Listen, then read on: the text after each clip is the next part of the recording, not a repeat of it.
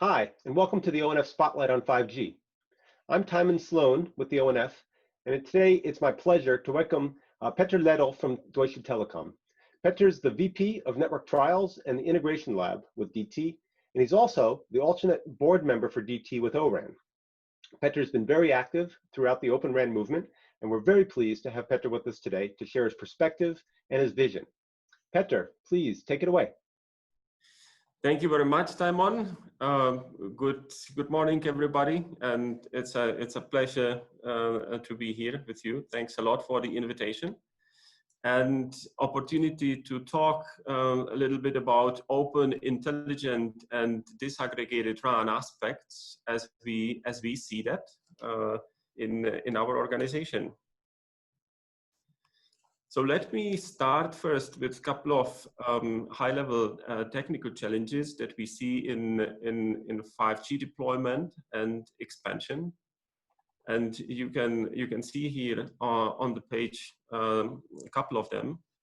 So let me start with coverage. Obviously, building up a coverage of the mobile network is investment-intensive task, and it also has a certain lead time. So that's one of the key challenges that we always need to resolve. Associated to that, we also, whenever we are deploying a new antennas, new frequency layer on the cell sites, we have the site regulations that we need to comply with, and this is in particular related to exposure to electromagnetic fields and meeting up all the hygiene limits, and that's again also lead time intensive task. In addition to that, adding additional technology on cell sites is also requiring additional energy. And in order to have a sustainable evolution of the technologies we are building, we also need to make sure that every time we build new technology, it is addressing the energy efficiency problem and really making sure that from the energy consumption viewpoint, we are having a sustainable path. The other challenge that we have, and is also related to the last one that I would like to talk to today, is of course availability of a front haul and a back haul. And this is again very investment intensive and a lead time intensive task. And especially with coming up with 5G that is delivering on its promise to provide much higher data rates to the users, but also related to the intent to create much more flexibility when we deploy 5G. This is becoming increasingly more important problem, and especially fiber connectivity to cell sites is one of the prerequisites for the 5G deployment. And last but not least, I wanted to mention 5G service and flexibility, and this is actually a topic I would like to talk about today. And this is actually a problem in two dimensions in my view. So one dimension of the problem is the solution availability and increasing flexibility in that. And the other dimension that is associated also with flexibility here is the service introduction flexibility. And these 2 points I would like to focus on in the following minutes. So let's move on. When we talk about a flexible RAN in this context, so where we are coming from, of course, is everybody knows. So current radio networks are built as a tightly integrated hardware and software solutions coming traditionally from one supplier. It has also its management framework associated to it, and it comes all as a as a large technology monolith. Of course, we have a very good interoperability and multi-vendor ecosystem around RAN talking to core network and also RAN talking to the user equipment. But when it comes to RAN internal itself, this is where we are lacking flexibility. So if I should characterize flexibility, I would put it as a disaggregated RAN using open interfaces. So introduction of open interfaces is one important enabler for RAN disaggregation. This should create an open ecosystem with much richer opportunities for alternative players. It has aspect of decoupling hardware and software. It is also embracing the trend. It should embrace the trend of AI, ML native capabilities.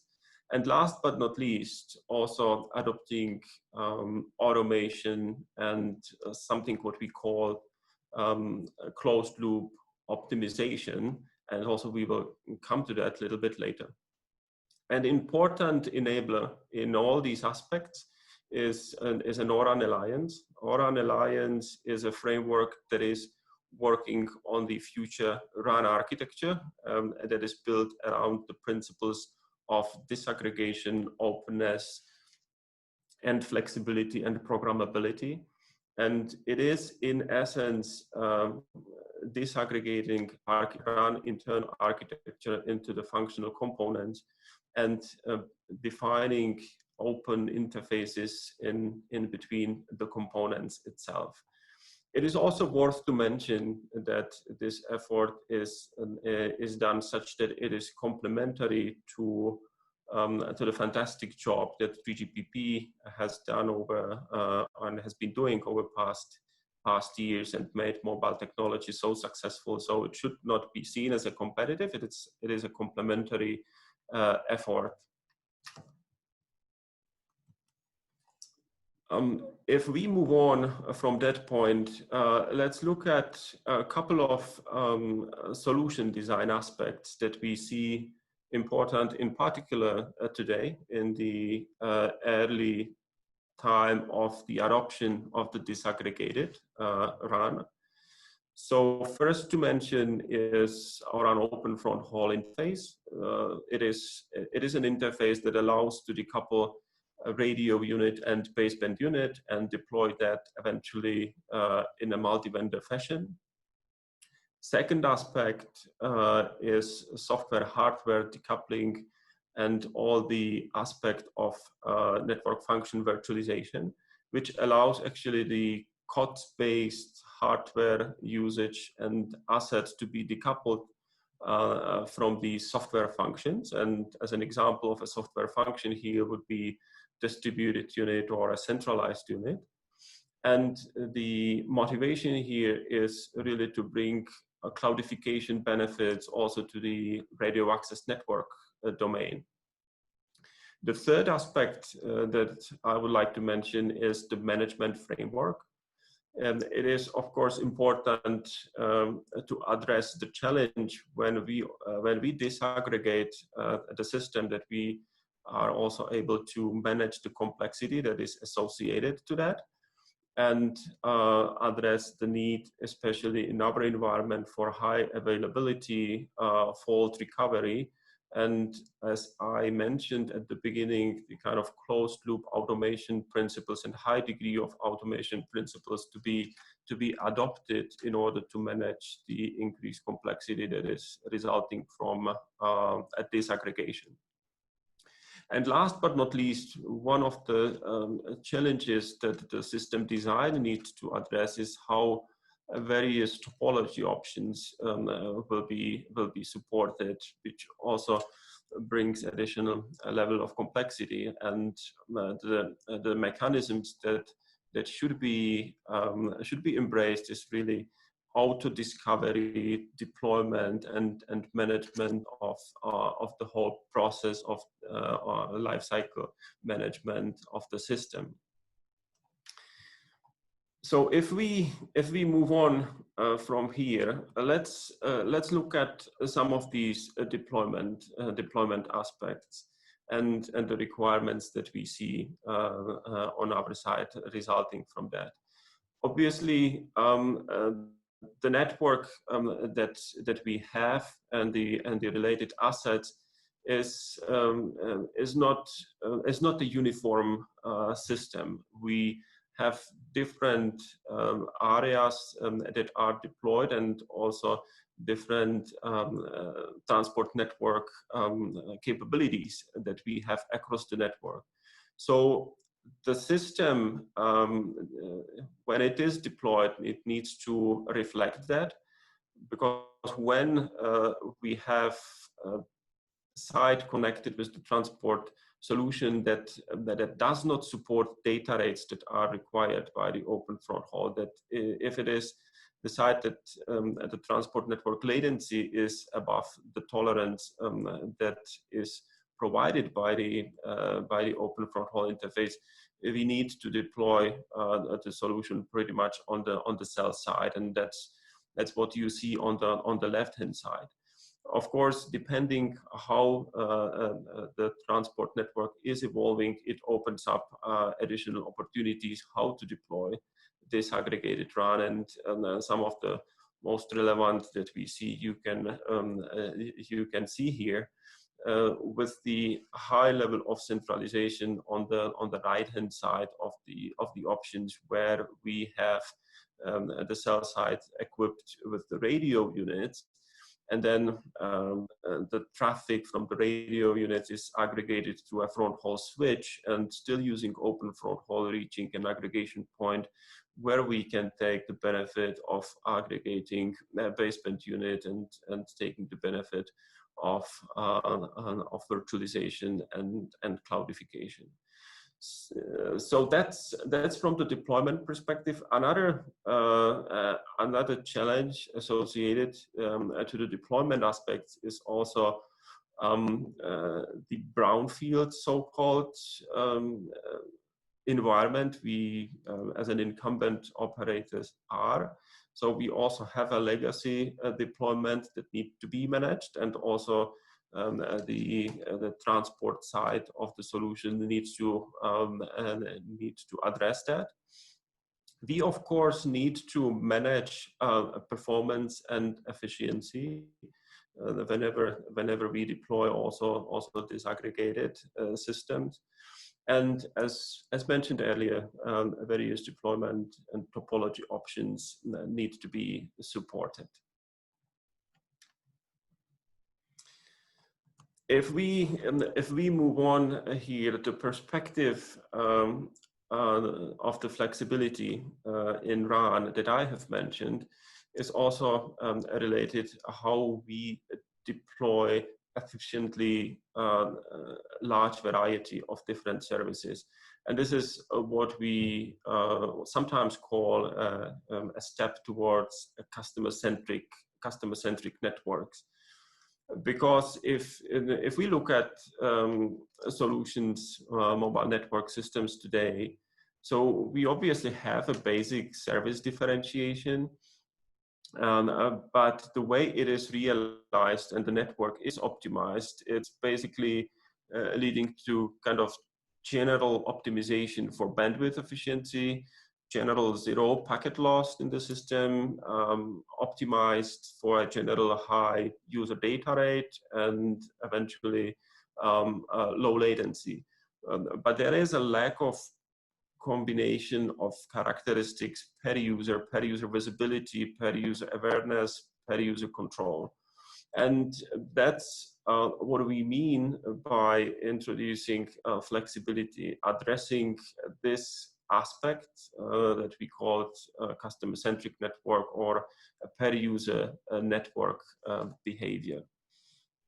Of course, the motivation to that is coming, as I mentioned, from, and especially in 5G, from the need to support large variety of different services. And this will really require and a better management of connectivity.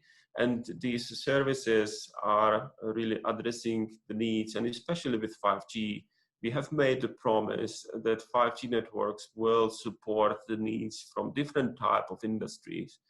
And if it is logistics, if it is production facilities, if it is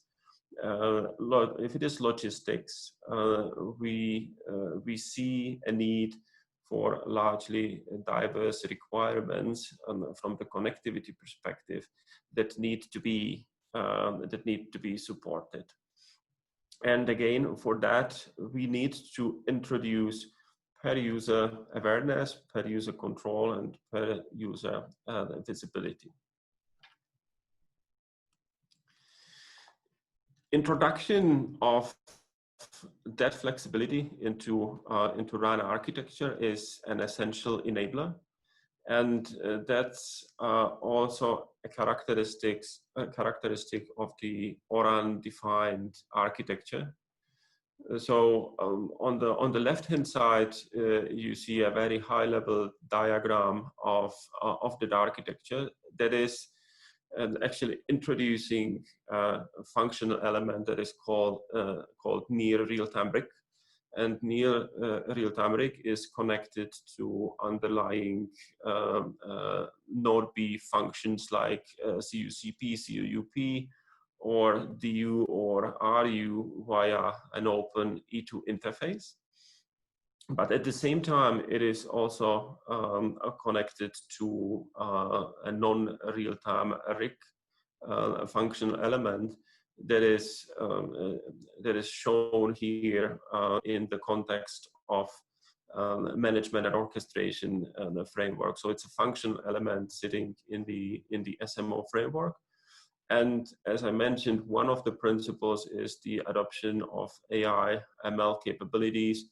So having a design built with that capability was also one of the aims of the ORAN defined architecture.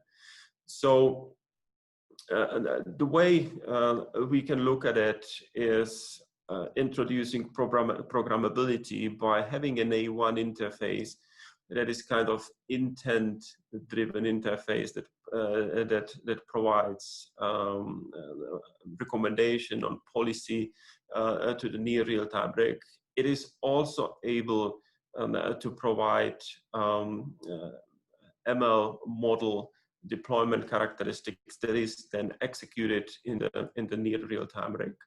And then near real-time RIC via E2 interface is making an enforcement to the underlying infrastructure, but at the same time also getting feedback and data from the underlying Node B or UE element, and with that able to make better decisions about traffic steering, for example, about next resource allocation, for example. So these type of decisions can be done from the near real-time RIC. So in the end, what it allows is an end-to-end programmability from the use cases perspective, and creating, let's say, if you will, different behavior of the network depending of what type of user or what type of session a user is consuming.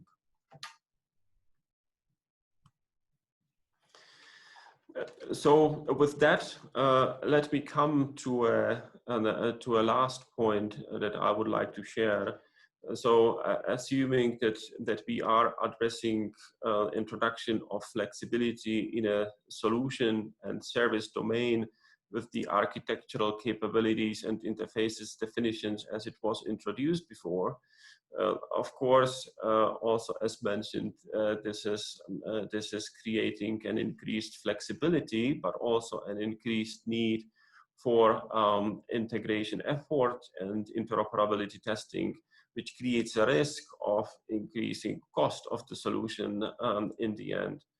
So one of the initiatives that was also originated in Oran is creation of so-called Otrik labs. So it's an open test and integration center, which is really aimed to provide an environment or a reference end-to-end architecture where solution providers who are building Oran compliant components can bring in and integrate, and then also do interoperability testing.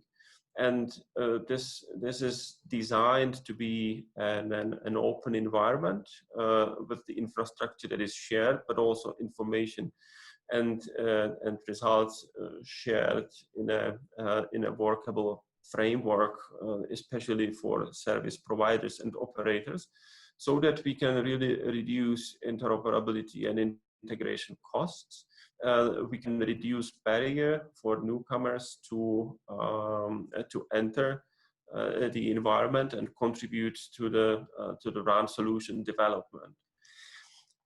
And additional important aspect of that environment is also to align and collaborate in community. And one strong community that is also having a common interest and common goal is TIP, and especially the Otrik Club that we as DT together with Orange as a partner have announced and set up in Berlin. We also did that in collaboration with TIP, and we created really first Otrik and TIP community lab. It is also currently hosting the Oran Plugfest. I can mention, and this should really create environment of collaboration, an environment of reducing interoperability and testing costs, and ultimately, of course, reducing the cost for us as operators, but in the end also for our customers. So with that, I'm coming to the end of my contribution, and it was a pleasure to be here, and thank you for the opportunity. Yeah, Petr, thank you so much. That was great, and really appreciate you coming and spending some extra time with us today. For those who don't know, we also, Petr recently just did a panel with some other leaders from ORAN, both Sheila and Eve from China Mobile and Ganesh from Radisys, and that was so this is a great compliment to that panel, and those who enjoyed this, you should look for that panel as well. So you ended on the Plugfest work that's going on, which I think is really exciting, and it's a really nice sign of progression. Maybe you could just share a little bit more. My understanding is that Plugfest is really focused on open front haul. Is that right? And maybe and it's primarily taking place this month. And so in the pandemic, also, are people able to really participate physically there, or parts of it taking place virtually, or how's that happening? So I think at least aspect that I can mention. So absolutely, you're right. So we are unfortunately in the COVID-19 situation, but thanks to the advanced communication and technologies, we can already do a lot of effort remotely. So of course, without revealing concrete aspects of a Plugfest, because that also should be then made available once the results are to be shared.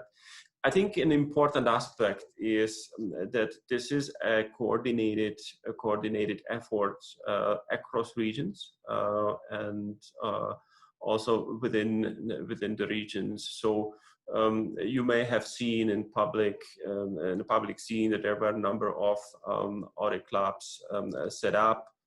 So there are Otrik clubs in Asia, there are Otrik clubs in North America and also in Europe, and what I'm really happy about is that degree of collaboration and coordination, because of course, we do not want to replicate similar setups and similar scenarios in multiple labs, and again increasing the exposure of engineering people across different regions doing similar tasks. So I think the essence of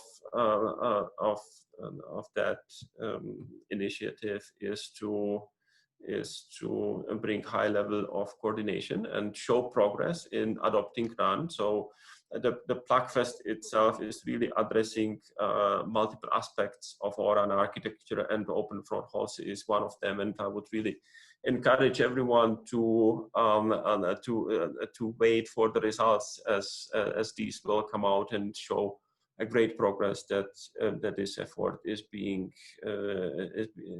made. Okay, good. Thank you. Thank you for that.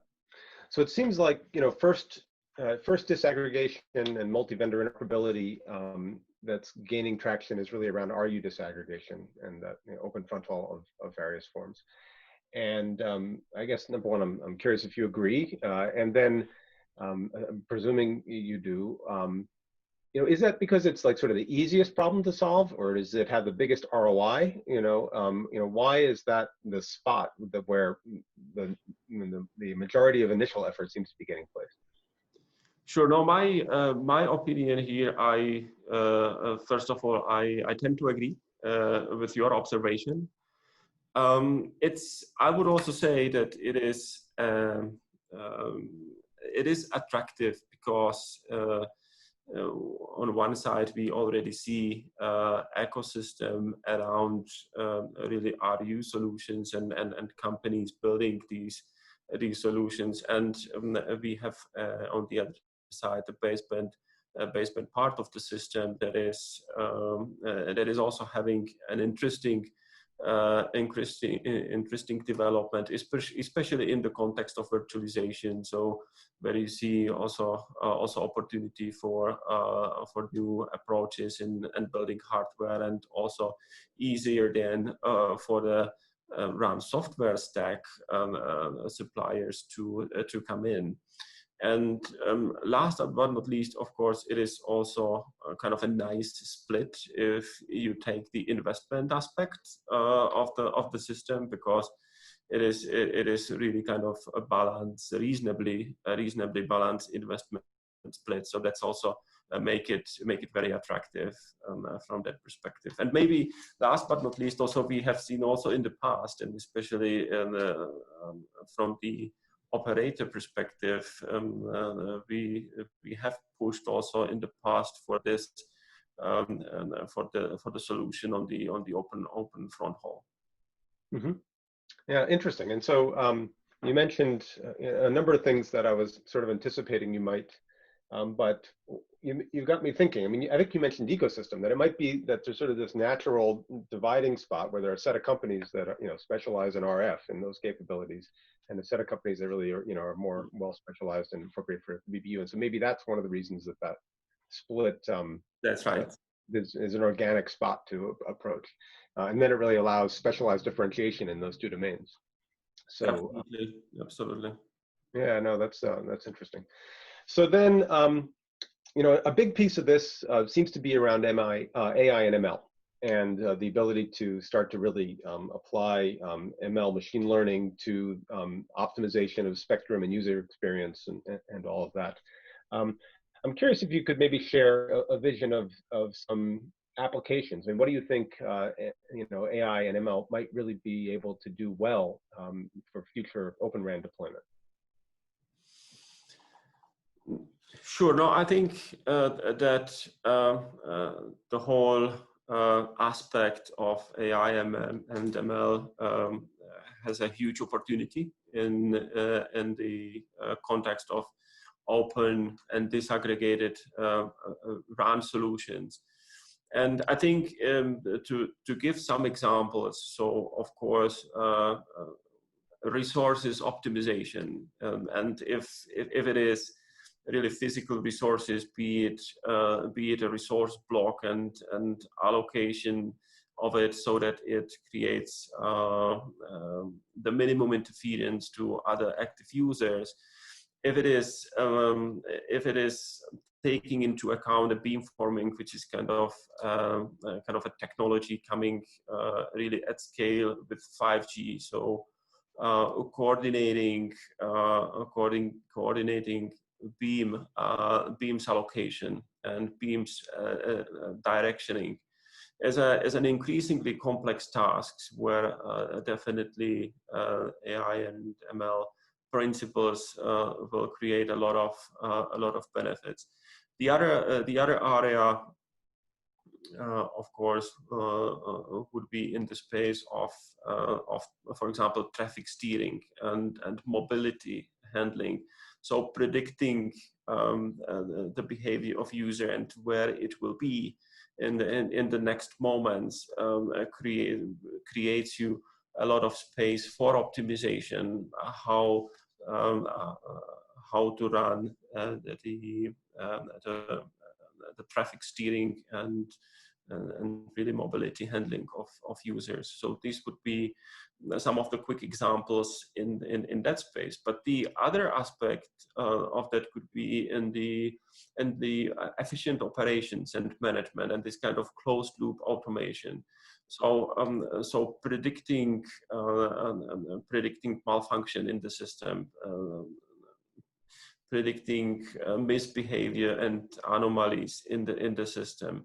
It's again a great field for these advanced techniques, and if we would be able to make right predictions, that creates a lot of space for increasing efficiency. And also, last but not least, I mentioned energy efficiency. For us, it's one of the critical elements towards a sustainable evolution of the systems, and applying these principles in optimizing the system from power consumption. So being able to switch off frequency layers and radios in a way that we are not impacting user behavior, but at the same time not transmitting when nobody needs that frequency layer, are areas that are promising for the future. And again, kind of predictability in that space is increasing the potential benefit out of these mechanisms. Yeah, no, very interesting. And ending on power efficiency is interesting as well. I've seen that come up a few times of late. So it seems like there's a lot of interest in that. And from what I understand, the power consumption in the RAN is really quite tremendous. So, it's a pretty important global initiative as well to really be able to help optimize there. So good. So I sort of have two lines of thought that I'm curious to ask about. But you've been involved in this Open RAN movement for some time, and part of ORAN and whatnot. Curious about that experience of kind of getting global set of operators to work together towards this, towards a goal like this. I mean, it's a challenge and opportunity, I guess, are kind of mixed in there. But I wonder if I ask that question, if there are certain lessons that are learned and sort of what makes for a more successful initiative like this to help move the industry forward. So no, I think that collaboration and alignment in the community of operators is essential especially in the questions around disaggregation and these type of disruptive moves. So obviously alignment or aligning on our requirements and approaches is essential, so that we are not having a fragmented solution space where again would lead to too high costs in the solution development, losing the economy of scale. So I'm really very happy about the progress that initiatives like ORAN Alliance has made, which was able to really aggregate so much power from the operator community and having having a unified approach in defining an architecture, defining an interfaces and priorities, which we will be working on. So that's very happy to see, and it is actually essential in order these more disruptive moves will be successful. Mm-hmm. Yeah, and it really is exciting to see the momentum and the collaboration and the critical mass that's formed behind ORAN. Clearly, a lot of in it lately. And then lastly, maybe end on, we've been talking about open and open ORAN and open mobile a lot, but open does not mean open source. I mean, those are different terms, and open is really about defining architecture and interoperable components. But I'm curious about your vision for where open source might be able to play a role in Open RAN and the open mobile movement. Sure. No, I think open source has proven generally its success already in many other spaces, in many other domains, and also with the initiatives like ORAN, which has also created an effort for open source development. It is finally also reaching a run space and run community. So specific areas where we also see a lot of contribution currently, and hoping to see some further contributions also in the future. So especially in the management and orchestration framework, a lot of open source components has been already available and are widely used in the solutions that are being deployed and developed. The other area that we see getting traction is from the ORAN architecture perspective, the RIC platform. It's obviously a very good case for open source because it's a platform approach. It's a platform where really community can innovate on and bring these so-called X apps, as we call it. So smaller applications that are having a high level of innovation inside, and using platforms like RIC to be hosted and contribute and bring benefit. So definitely these are areas that we see and we support, and it is important that that open source plays a strong role there. And I think that over the future we will see also further tractions. And I think from the ORAN perspective, there will be another open source release at the end of this year, which should also bring some additional capabilities and components in an open source manner. Okay, thank you, Petr. Thank you very much for sharing your time with us today. I really appreciate it, and thank you again. Thank you, Timon, for the opportunity. It was a pleasure, and thank you so much.